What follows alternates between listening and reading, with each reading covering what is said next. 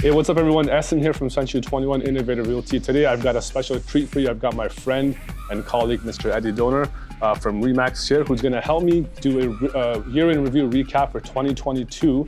And we're gonna talk about the market, what happened last year, what were the market shifts, and we're also gonna kind of give you a little bit of a prediction or opinion of what we think is gonna happen in the following year, this year actually in 2023. So welcome, Eddie. Thanks for doing this, man. Thank you, man. Thank you for having me. My pleasure, man. Yeah, we met actually in the studio, right? That's a couple right. of months ago doing the emerging program with Jas and their team. Yeah. And that's where I met you. It was amazing to kind of get your perspective on things. Sure. And how long have you been in the business for right now? Been in the business for 15 years. Wow, fantastic. Yeah, fantastic. Going 16 this year. So yeah, Nice, going strong. Nice. I've been 12 years, so you're ahead of the game. Yeah. But, we got almost 30 years combined experience in here. Absolutely, right. That's here, crazy. Man. But thanks for coming on, man. The reason why I wanted to get you on was because you have the experience, you have the knowledge as to what's been going on in the market. We saw a lot of market shifts last year, of course. Yeah. And people have a lot of questions, like where's the market going? You know, what led to the market shift last year? What were some of the factors? So just to kind of give you guys a preamble as to 2022, so what I saw, and Eddie will also explain as to what he saw. We saw the first couple of months really blow up with market sales, average price going up. And then as we saw the interest rates kind of creep in from the Bank of Canada, that's when things slowly started to change, right? And not sure if you noticed it, but right before the first change happened, the first rate happened, I kind of saw a little bit of a market shift already happening before that in February, where I was like, something's not right. Things are slowing down. And the rates kind of accelerated that. So what did you see? What were some of the shifts and what was your recap for last year? What I remember is like this. I remember talking to colleagues and friends and just for me, it just really smelled like 2017. It really did. Right. I remember using that phrase. I'm like, it smells like 2017. I didn't know what was gonna break or go wrong, but eventually something was gonna happen, right? It's usually some sort of interference, right? Because what we've had, it's a free market. In a free market, it's basic supply and demand. 100%. And you saw what had happened. It was a spiking up to levels that are unsustainable. And then there's some sort of interference. In 2017, we had government interference. In this case, it was Bank of Canada that raised the rates. So yeah, I agree with you. I've seen like in beginning of 2022, it was like the craziest time. But even since 2021, it was a progressive up slope, right?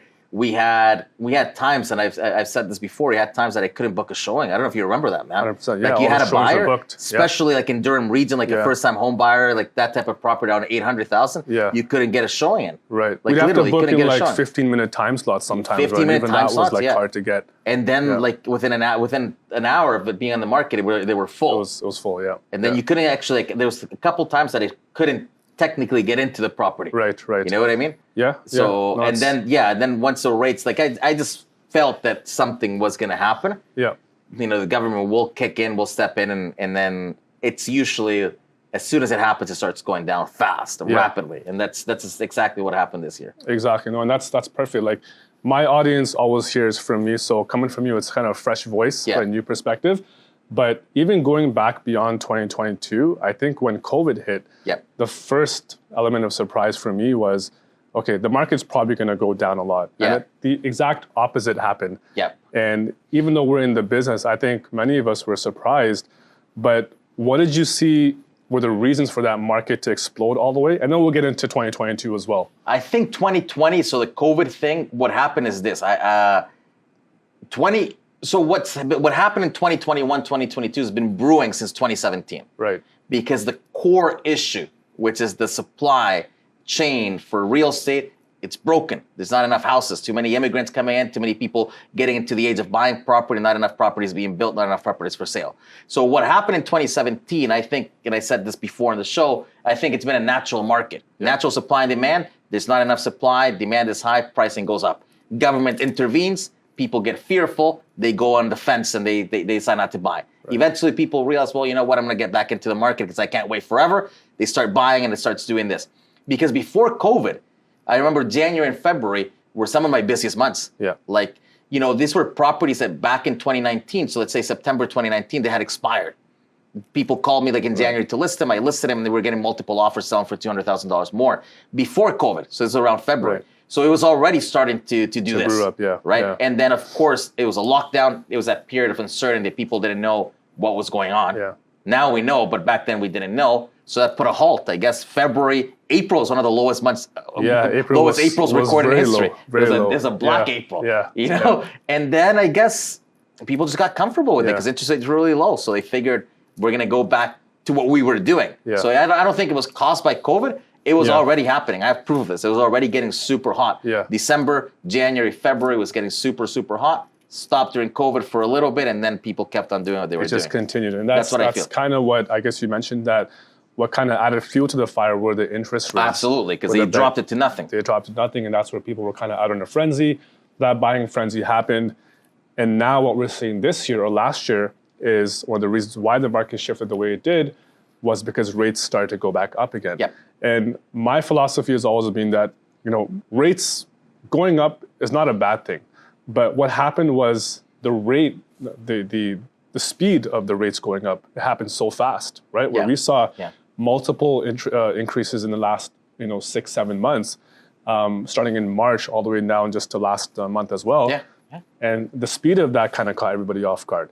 So would you say that was probably the biggest factor in that market shift last year, or were there other factors as well? So biggest factor, I think, is always fear, right? So you start hearing from your clients, hey, man, like, when is this going to drop, right? Like, you're getting price increase month over month for 100,000. It's not realistic. People start getting fearful, right? That's kind of like the fire. They start being conservative. They don't want to get caught in a bad time.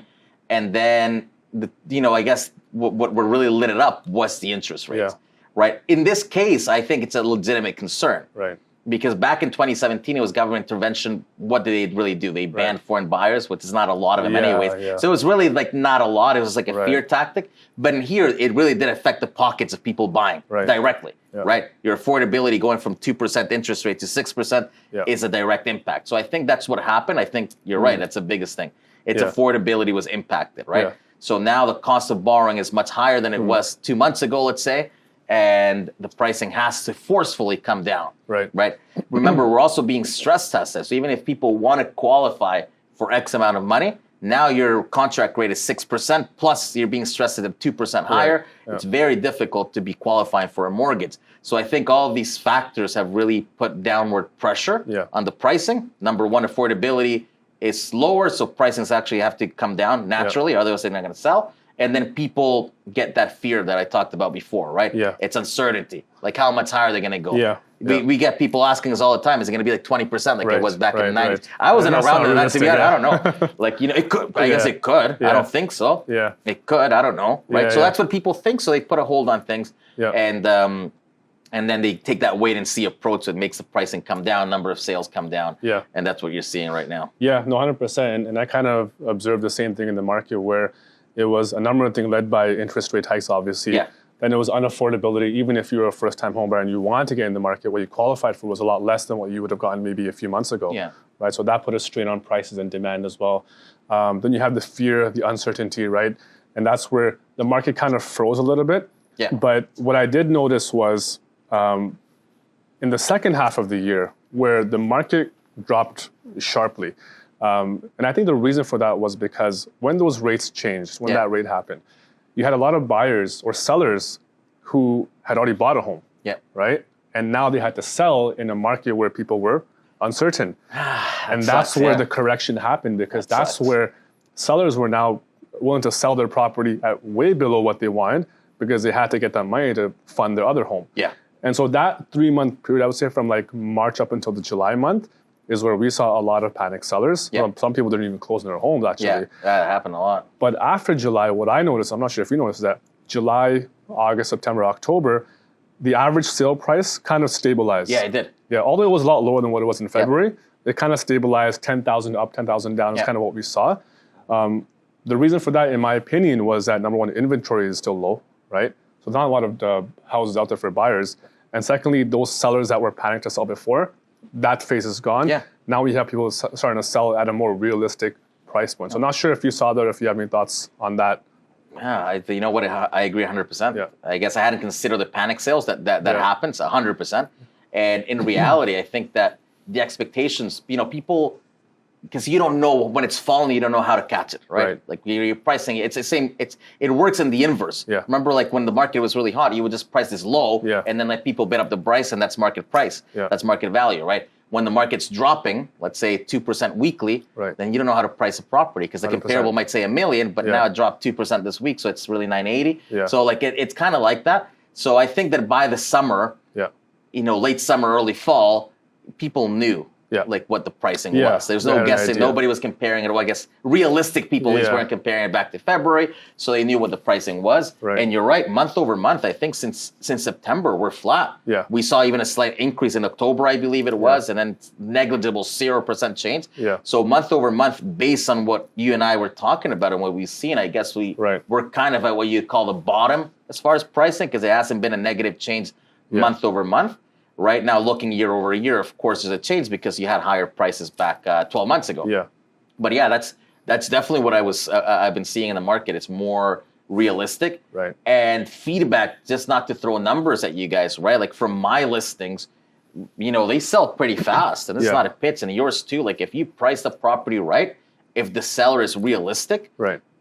Things will sell pretty. There's still a lot of buyers out there. That's what I was going to ask you next. Is that the listings you have right now, or the sales you're seeing in the market? I think it still takes about 30, 35 days, which is not bad at all if you price it right. That's what I've been noticing. Yeah. So when people say, is it a good time to sell? Well, the question is, is it going to sell? Yes, it is going to sell if you 100%. price it right. Yeah. Are you going to get what you got back in February, March? You're not going to get that, but you'll still get, what the market value is now, because there is still demand out there, even though sales have dropped by 50%. I think there's still buyers out there looking, and there's not much inventory out there, to be honest with you guys. And Ahsan, they're like, if you to your point, they're not going to get what you were getting back in February. Yeah. But most sellers are buyers. Yeah. So they're not going to be buying back. So like the trade-off is the same. I tell my clients this all the time. If you're upsizing, if you're downsizing, or if you're just getting rid of one investment to do the other, who cares? Yeah. Because you're going to be buying. For sure. The only people that are sore right now are people who had the idea to sell back in February and exit the market completely. Then it's not the best situation compared to back then. But you can also wait. That's one thing that like I've talked about before. Like if you don't have to sell, I do think that we're going to see. In fact, I know, and you know this as well, that we're going to see a bounce back up in pricing. So if you can hold on to a property for 3-4 more years, you're going to be making hundreds of thousands of dollars more than potentially selling right now. So if you don't have to sell, don't sell. But if you're going to switch properties, which is what most people do anyways, then who cares, right? You're selling a little bit lower, but you're buying less. Yeah. And to your point, to your question, I do see that properties that are priced well, they sell. Yeah. Like over the holidays, we were busy, we were making deals happen, and we felt pressure, right? Because if I price a property, it was well priced, and there was a lot of interest. It sold fairly fast in less than 30 days, close to the asking price because it was priced where it should be, and we were representing buyers for condos that were listed higher, that were overpriced. But as soon as the price drop happened to the right point, my buyer came in with an offer, and 2 other offers came in. So like if it's priced well, the demand is there. The buyers are out there. Yeah. So it's not like the market is completely frozen. There is demand out there, even though it's dropped. Yeah. It's all about the pricing around. So that's one thing that we would recommend to our sellers, is that if you are selling, price it right. The average right now is 30 to 35 days when the homes are selling, which is fairly good. And like we said, we're probably not going to get what you got in February, but you'll still get a decent price according to market value now. So just to kind of run some numbers for you, I did some stats and looking at it from the peak of the market to now, what have values dropped by? And it's really interesting, right? So you had February, which was the top most, and then you can say November, December is where the prices kind of came down at the lowest. And what I saw was about a 22% drop from that peak. So that correction is already taking place. Yep. Now, I guess what most buyers are asking right now is it going to go down even more, going 2023? Is it a good time to buy? And you can share your thoughts. My answer has always been that it really depends on the situation, right?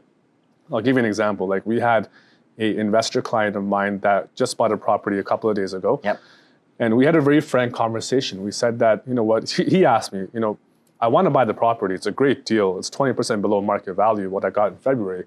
But I think it's going to go down 5 or 10% more. Should I still buy it? And I said, look, if you're playing the long game, right, it might not be a bad idea to buy the property now, because one thing I know is that in Toronto, things can change at a dime, right? We don't know when things are going to go. By the time these guys, you and I know, because you feel it, right? We're in and out in the trenches. But by the time you guys hear about this, it's already too late. The market's already shifted. Yeah. It's already going up. Exactly. It's too fast, as you said. Things change. And so my advice to him was, look, even if you were to get this property, let's say 20,000 less next month, I think it's still a good buy because there's value in other things. For example, right now we can do an inspection. We're doing an inspection tomorrow, which last year we might have not been able to do that. Correct. Right? We get to do our financing. We get to do our proper visits. Everything is there. So that may not seem valuable in terms of money, but it's value in terms of peace of mind, which I think is 100%. instrumental. So is it a good time to buy? It depends. If you want to wait, by all means, do wait if you think it's going to go down even longer. But I think you and I can both agree is that never take yourself out of the market. Always keep a pulse on the market. Get yourself out there. At least look at properties. You don't have to buy a property today, tomorrow, or even next month.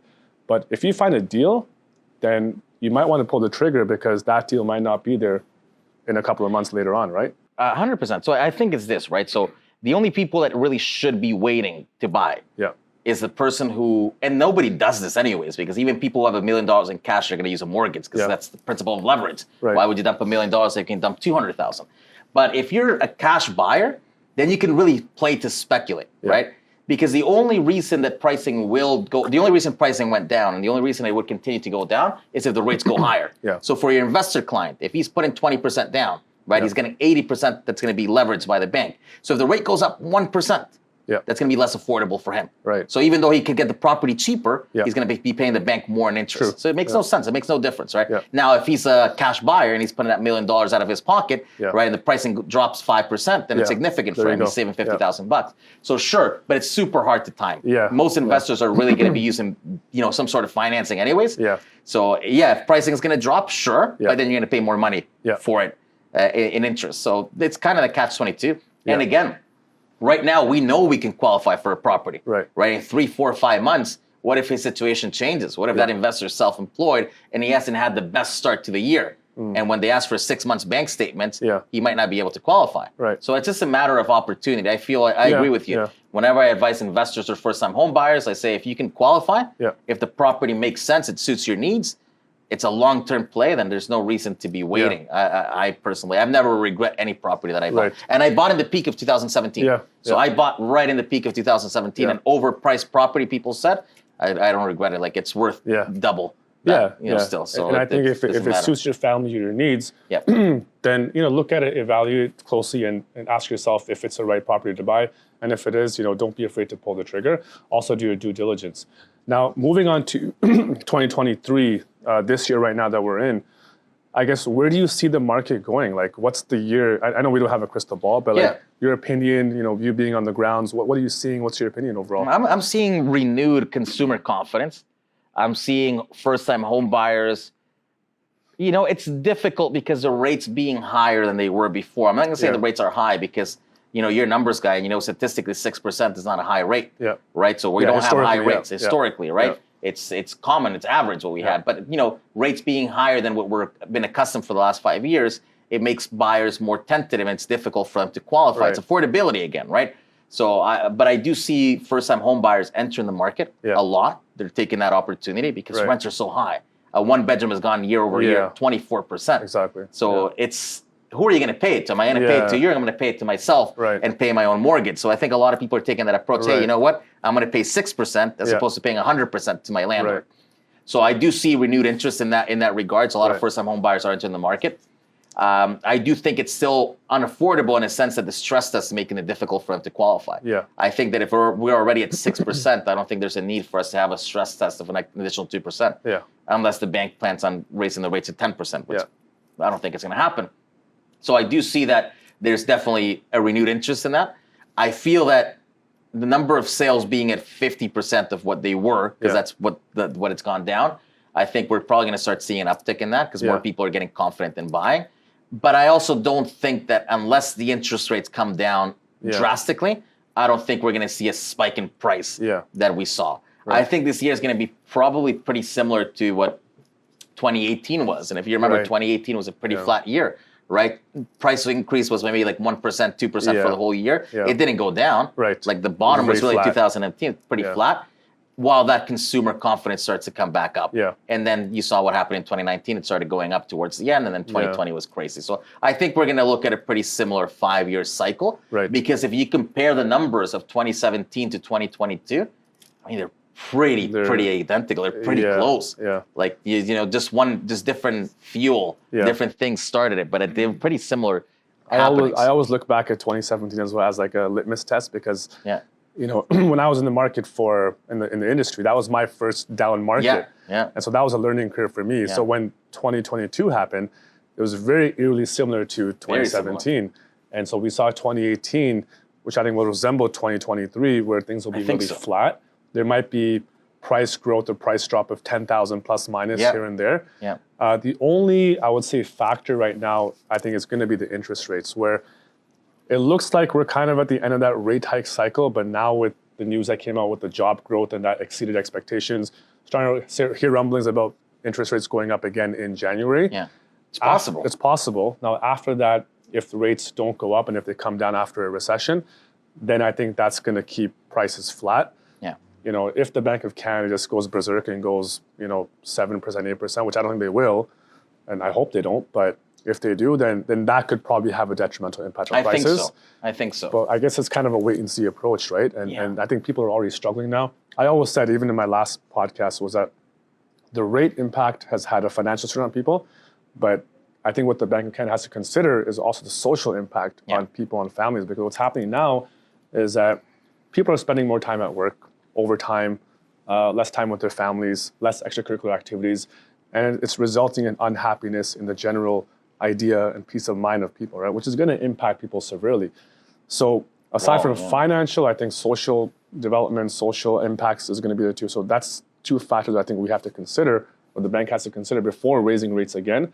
So I really hope that this is it, but I guess we're going to wait and see what happens. Well, I hope right? they consider it, because I honestly, not to be negative, I don't think they even care. Like they're going to do they're going to do whatever their numbers are telling them to do.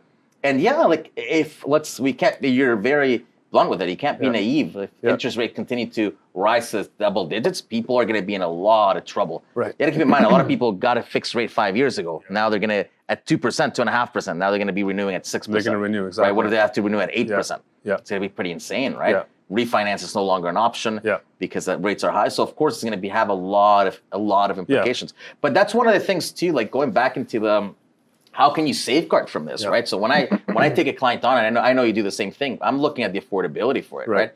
Because you know what, in a peak market, an investor can get super excited and they want to pick up 5, 6 properties, spreading themselves too thin. Right. You always have to see like what's the worst case scenario. Can you pay for it, right? Exactly. So a lot of buyers I feel are okay because they didn't buy to the top of their pre-qualification. They're still fine. They're still up, right? They can still make their monthly payments happen, right? Right. It sucks, but they have to do it.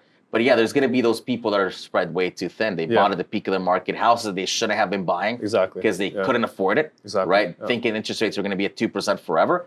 Those people are definitely already feeling it. And if the bank squeezes more and puts the interest rates higher, it's going to be just super complicated. And it sucks, right? But I think overall, I think the picture looks positive if it doesn't go up to ridiculous amounts. Exactly. So I think just to kind of segue into the next topic here, kind of talking about what you were talking about right now about the long-term perspective, and I was looking at just population growth in the last few years, and I think just right now, recently the news was that 400,000 or something like that? Yeah, 431,000 people in 2022. Where the hell are they going to live? Exactly, and that's the crisis that we're facing is that we're trying to fill a labor shortage, which is why we need everyone to come. Correct. But we're not keeping up with the supply of homes. Correct. And so when I always talk to my clients, I say if you're investing, it's always better to look at it from a long-term perspective. If you're playing the long game, it's almost a guarantee or a lock that prices will go up eventually. And even if they don't, principal recapture, that's the best thing. Tenants paying your mortgage. So it will look good. And looking at these stats right now, in 2023, they're expecting 465,000 people. 2024, 485,000. And 2025, 500,000 people. 500,000 people, it's a lot. Right? And when I looked at the job growth that happened last month, I would say 41,000 people of the 104,000 jobs that were opened up or created came to Ontario. That's almost about 35%, give or take. So that means a lot of people will come to GTA when they move to Canada. And this is only PRs. We're also there's students, right? And a lot of people migrate to other parts, and then they'll come back to they'll come to the GTA. They just find they land somewhere else. But yeah, that's what I find. Like a lot of them coming from Winnipeg here all the time. All the time. There's a lot more than the 431,000 people that are coming. There's also students. There's work permit people.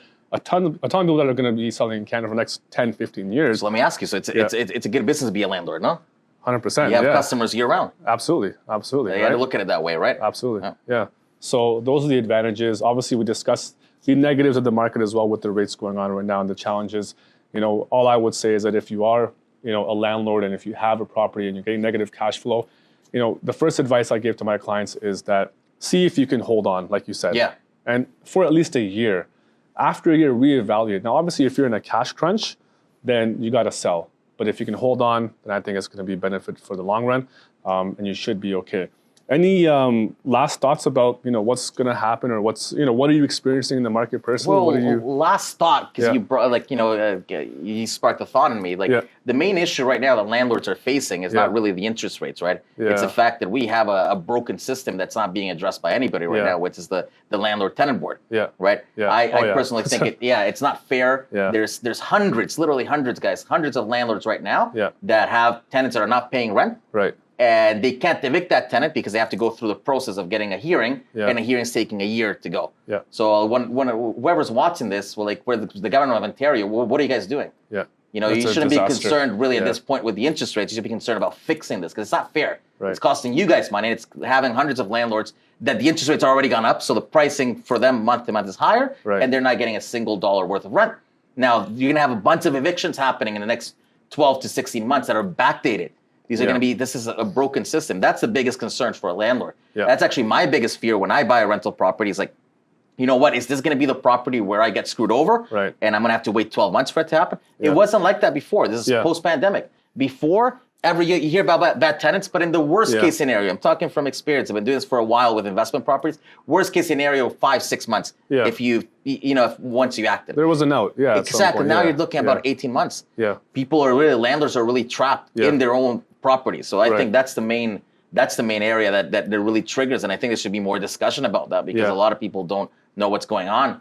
I'd recommend you and your audience to visit Ontario landlord forums, and you can see the real pain a lot of landlords are facing. And for the flip side, tenants as well. There's a lot of good tenants that are trapped in horrible landlords' homes. They can't get a hearing.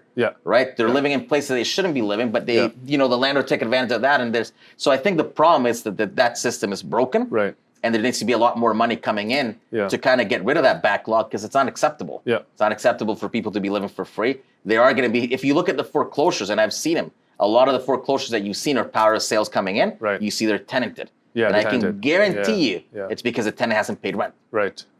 Yeah. Guarantee you. And they need to get out, right? They need to get out. The bank's going to foreclose it. So that's it. And the way the tenancy laws are in place right now is that you cannot get rid of that tenant until you get a hearing, which is fine. It's fair. You shouldn't be able to just grab you and, hey, get out of here. Because that opens up for abuse and other things. So I know why the laws are in place the way they are. It's the backlog. But the hearing should happen fast. It should be speed. This is, the government's not behind collecting my taxes. I'm sure they're charging you on time. 100%. I had to file and pay right away. If I'm late, I'm going to get that call. So why is it appropriate for other mechanisms like this to be broken and backlogged when the CRA is not? Yeah, no, 100%. Tells you what their priorities are.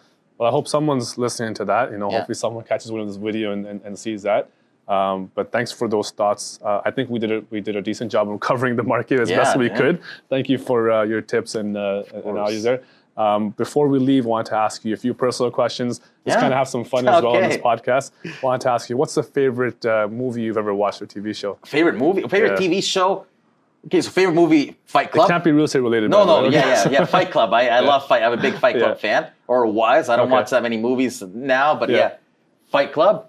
And favorite TV show, Breaking Bad. 100%. Breaking Bad. Okay, I still haven't watched that. How about yours? Mine, I have a few. I've got Seinfeld, which I watched on reruns. That's good. Nice and light. Stranger Things was good. I saw that recently. Saw some of it, yes. And I'm a big Star Wars fan, so anything Star Wars, I'll watch. I've never watched Star Wars. Yeah, you guys. Never in my life. I'm one of those. So that's me. How I Met Your Mother. I love that show. Yeah, that I saw a few years ago. What's your favorite place to travel? Switzerland. Okay. Switzerland's my favorite, the most beautiful destination. Like, it's the most scenic destination I've ever been. More calm. nice. I think Switzerland is nice. Okay. Yeah, I'll check that place out one day. That's on my bucket list too. Yeah. You should. How about yours? For me, I just came back from Turkey, so that was amazing. I heard it's beautiful.